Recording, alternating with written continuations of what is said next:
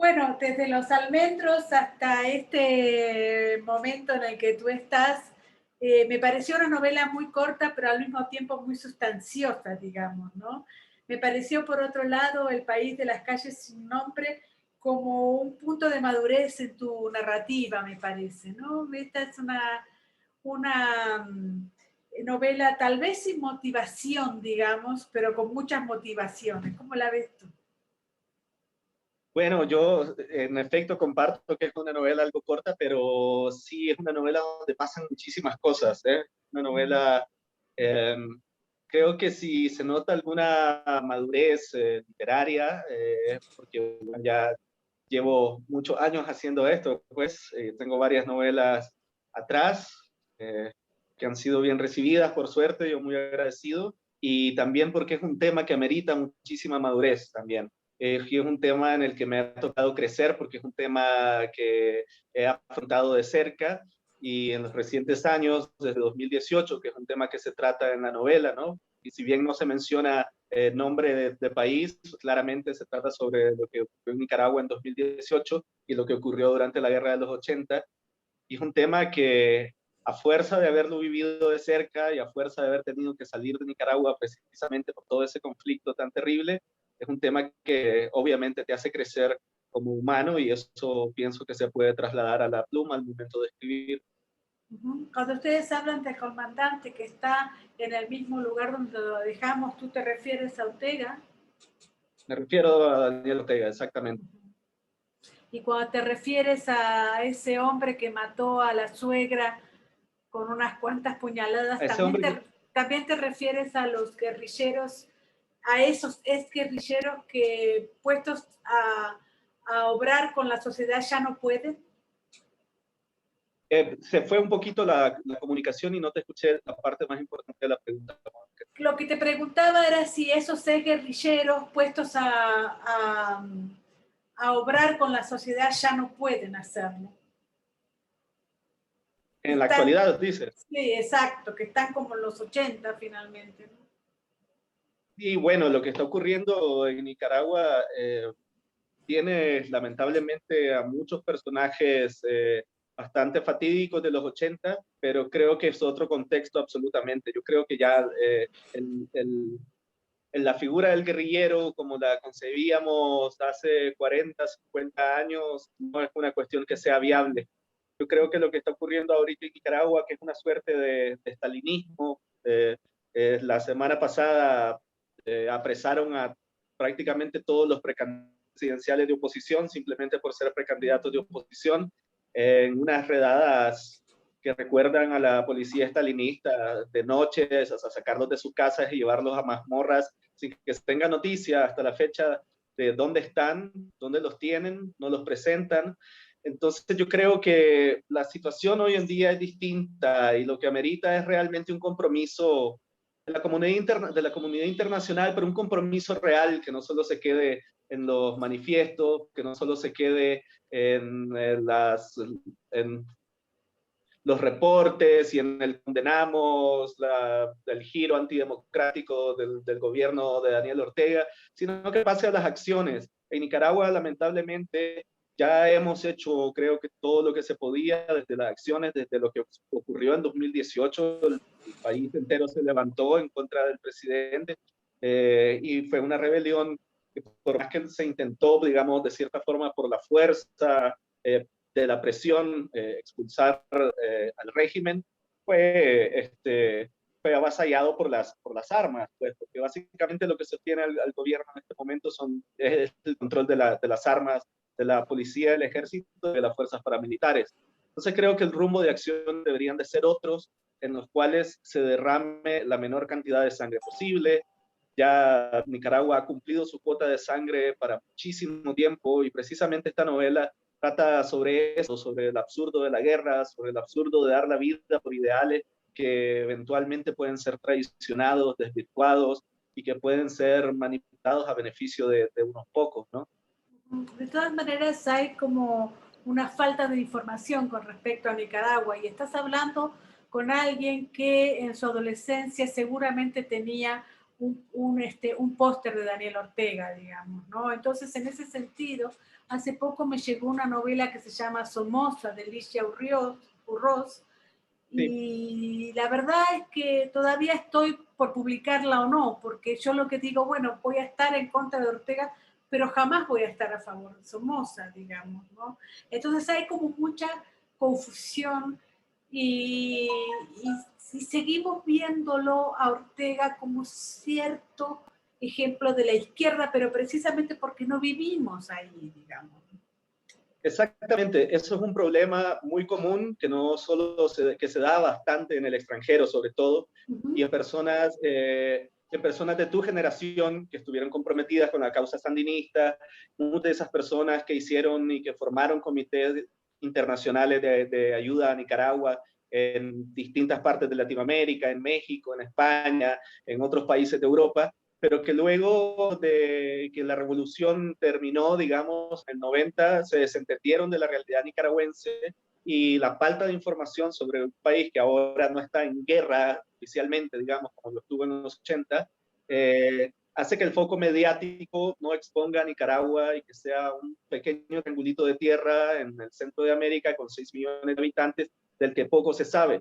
Entonces mucha gente quedó con esa idea de Daniel Ortega, esa idea de la revolución muy romántica, muy hermosa, que buscaba un futuro próspero para Nicaragua, el cielo en la tierra, el paraíso en la tierra.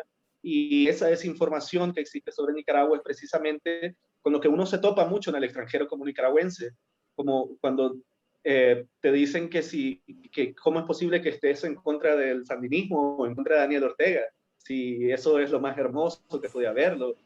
Fue la utopía latinoamericana, la revolución sandinista, pero es precisamente porque ha habido una desconexión absoluta después de la primera etapa de la revolución sandinista, digamos, entre comillas, ¿no? Sí, yo creo que hubo una desconexión absoluta y en mi caso, que a pesar de ser de esa generación, estoy informada por mi trabajo, digamos, la alta derechización que hubo en Latinoamérica y en el resto del mundo nos obligó a refugiarnos, digamos, ¿no? Entonces, muchas veces, en mi caso y en muchos de mis casos, tratamos de no saber lo que está pasando en Nicaragua. No es que no pensemos que Rosario y que su marido estén haciendo un buen gobierno, para nada, para nada. Lo que pasa que frente a Trump, frente a todo lo que ha ido pasando, a la pandemia y a todo, tratamos precisamente de no ver. Y me parece que eso es lo que tú estás marcando, lo de no ver lo que está pasando. Claro, y precisamente eso es un poco de lo que quiero lograr con esta novela, ¿no? Claro. Ya que se publica fuera de Nicaragua, se publica por Seix Barral aquí en México y se distribuye a toda Claro. Latinoamérica, es al menos poner un granito de arena en decir, esto es lo que hemos vivido como nación, esto es lo que seguimos viviendo como nación, bajo las botas de los mismos personajes que vuelven, que no podemos salir de este ciclo de violencia en el que nos estamos enfrentando los unos a los otros constantemente con una hazaña descomunal dentro del mismo país, y necesitamos que la gente sepa lo que está pasando, que la gente se dé cuenta de lo que está ocurriendo. Y bueno, yo que soy escritor, la mejor forma en la que puedo aportar a ello es precisamente a través de la escritura, a través de la ficción, en una historia como esta del País de las Calles Sin Nombre, que es la historia precisamente de eso, de cómo las familias se fragmentan, se dividen a través de la guerra, cómo perdemos la memoria una vez que estamos fuera, muchos niños que se fueron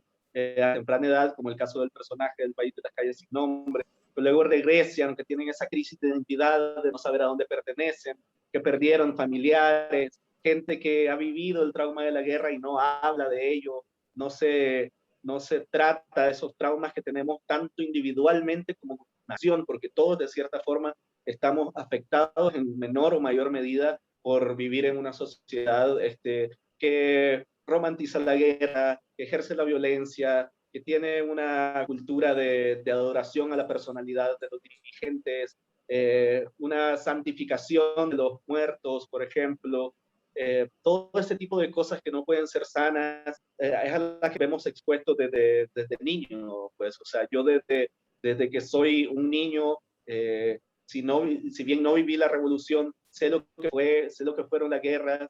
Los hijos mayores de mi madre tuvieron que irse a Estados Unidos cuando estaban a punto de cumplir de edad para el servicio militar obligatorio, que era 16 años, lo cual me parece un pecado capital mandar a niños de 16 años a la montaña a matarse por las ideas de dirigentes que están muy tranquilos durmiendo de los portones de su mansión para adentro. Entonces, todo ese tipo de cosas es de lo que trata esta novela y de cómo pueden afectarnos a nivel individual, ¿no? Porque es lo que más me interesaba, el hecho de que todas estas grandes decisiones que se toman para manejar los hilos de un país, al final, eh, todos sabemos las fechas de los grandes acontecimientos, todos sabemos que la revolución triunfó en el 79, pero bueno, esos son los grandes hechos. Y cómo esos grandes hechos afectan a las pequeñas personas, que somos las que en realidad estamos ahí, somos la población y somos quienes nos vamos a ver afectados por las decisiones de quienes ejercen el poder. Entonces me interesaba narrar la historia de esta mujer y del reencuentro con su país, y de reencuentro con ciertas piezas familiares que no sabía que le hacían falta, y de cómo se va solucionando este rompecabezas, de dilucidar su memoria y reconstruir su identidad, teniendo en cuenta este viaje que realizó a Nicaragua, que justamente coincide con las protestas, con el estallido de las protestas civiles de abril de 2018 y lo que conllevó a la represión gubernamental que terminó en la masacre de abril de 2018, ¿no? Claro, también es cierto que la izquierda ha fracasado, como ha dicho Roberto Bolaño, pero al mismo tiempo, si yo llego a pensar que Daniel Ortega es igual que Somoza en Nicaragua, ya mi fracaso es absolutamente total. Sí, claro, ¿no? Yo discrepo de vos, pienso que ha llegado a recrudecer mucho más que Somoza, que su represión es todavía más terrible, creo. Ya son vendetas personales, lo que ha pasado esta semana son vendetas personales, ha encarcelado, no sé si recordás a Dora María Telles, por Claro, ejemplo. sí, sí, sí, sí, sí. Bueno, Dora María Telles la secuestraron paramilitares y la tienen presa desde hace 2 días, una héroe del Frente Sandinista, una de las dirigentes del asalto al Palacio Nacional en el 78, una mujer que estuvo en todos los frentes de guerra y fue uno de los grandes cuadros del Frente Sandinista, antigua colaboradora de Ortega, pues hoy está en las cárceles desde hace 2 días. Entonces ya son como simplemente por haber discrepado de Daniel Ortega y haber dicho lo que piensa, ¿no? Entonces ya son como vendetas personales que van mucho más allá de simplemente querer mantener el poder, ¿no? Este tipo de estas acusaciones de traición a la patria, que es por lo que están metiendo presos a todos los dirigentes opositores y los precandidatos presidenciales, a dirigentes feministas, van todo contra todos, pues ya eso de traición a la patria y que se lo lleven a mitad de la noche, irrumpiendo en las casas con armas y todo, eso recuerda a la policía estalinista. Sí, a la policía somocista también, ¿no? Porque eso hacía también Somoza. Ahora, también es cierto que, ¿por qué está Ortega ahí? ¿Por qué? ¿Por qué está Ortega en el poder? Ortega se mantiene en el poder solamente por las armas, no tiene la simpatía popular, es precisamente por eso que no van a haber elecciones libres en Nicaragua. Ya el Consejo Supremo Electoral dijo que no van a aceptar la observación internacional y están metiendo presos a todos los posibles candidatos presidenciales. ¿Qué clase de Claro, como el elecciones? presidente de Siria que ganó por el 95% de los votos. Claro. Al Claro. final a eso le van a preguntar cuántos votos quiere ganar, porque al final el Consejo Electoral está también en sus manos. Entonces él se mantiene en el poder simplemente porque tiene las armas. No tiene la simpatía popular, no tiene, y estoy seguro que dentro del mismo Frente Sandinista hay muchísimo fraccionamiento, muchísimas fracturas que eventualmente, probablemente hasta termine cayéndose por su propio peso como un cáncer desde adentro, la misma estructura del Frente Sandinista. ¿El país de las calles sin nombres está en Nicaragua, José? Estará en Nicaragua, espero que pronto, y me interesa mucho pues que se lea también en Nicaragua, pero que se lea afuera sobre todo, porque nosotros sabemos lo que pasó, nosotros sabemos lo que estamos viviendo y lo que hemos vivido. Es necesario que lo sepan también afuera de las fronteras de Nicaragua. y espero algún día poder regresar a Nicaragua, presentarlo allá en un contexto distinto, pero creo que de hecho después de esta novela en específico, mi regreso todavía se complica un poco más porque no creo que sea un libro que le caiga muy bien al presidente ni a la vicedictadora, porque es un libro que señala directamente y acusatoriamente con el índice sus errores, sus atrocidades, metiendo el dedo en la llaga, acusándolos a ellos pues, de estos 42 años en los que han manejado los hilos del poder, ya sea desde la presidencia o desde la oposición gobernando desde abajo.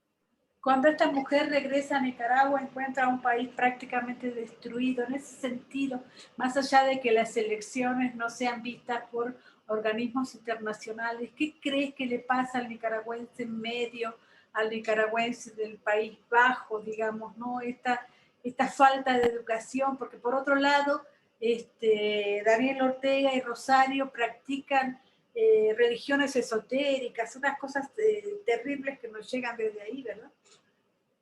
Y claro, pues el nicaragüense promedio está, más allá de que somos el segundo país más pobre del continente, solo superados por Haití dramáticamente, pues sumido en todo lo que la pobreza conlleva, ¿no? La pobreza tampoco es económica, la pobreza viene de la educación, viene de la forma de la crianza, de cómo criamos a nuestros hijos, desde cómo nos relacionamos con las demás personas, y más allá de todo eso, encima de todo eso, son personas que no pueden ejercer la libertad. O sea, eso me parece lo más dramático que puede existir, es que no ejerzamos la mayor y más esplendorosa virtud que existe en el mundo y en el ser humano, que es su derecho a la libertad, a expresarse, a ser quien quiere ser, en todos los sentidos, ¿no? Políticos, sexuales, religiosos, en todos los sentidos, que nadie te pueda poner en una cárcel por ser quien uno quiere ser y pensar como uno quiere pensar.